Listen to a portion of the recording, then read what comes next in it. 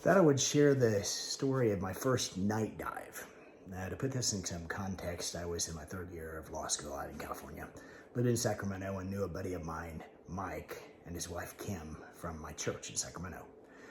Well, Mike was an experienced scuba diver. He was, I think, master certified cave diver, the whole bit. But he needed a diving buddy. So he had gotten a new set of scuba gear, tank, the whole bit, and needed someone to dive with. Well, the coast of California, just in general, the water's very cold year-round. But he knew of this Monterey Bay. Maybe a lot of you have been there. Beautiful area along the Highway 101 and the Pacific coast there, south of San Francisco in the Bay Area. Well, known for great whites, but that's a whole other story. Mike and I had done some dives before. Those had adventures, and I'll tell you about them. But Mike was known for playing pranks. So I told him, I said, look, okay, you want to go on these night dives, because we put little breakable lights, you broke them and they would shine, you put them in your BC, your backpack, so that we could at least see where each other was. I'd never been on a night dive before.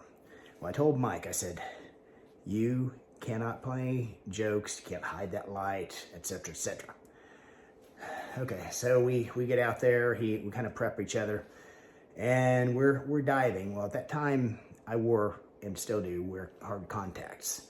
Well, there's a way that if you get water in your mask, you lift it up, blow bubbles out, and it clears the mask of water.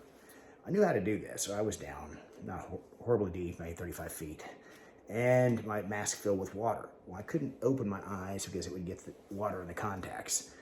So I tried this technique a few times, eventually got to the top. And I'm clear out my mask and I'm thinking, I told that guy not to play any pranks. He doesn't even know where I am. I could barely see his light down at the bottom of the ocean. So sure enough, I get all the way down there. Mike's tank has fallen off of his buoyancy conveyor, his backpack basically, and it's laying on the ocean floor as he's struggling to get it back in. So we got that in, did some more dives and so forth, and it ended up being okay. But that was my first night dive. Mike's tank fell out onto the ocean floor. He's still living though. I've got more scuba diving and snow skiing adventures with Mike to come, so keep an eye out.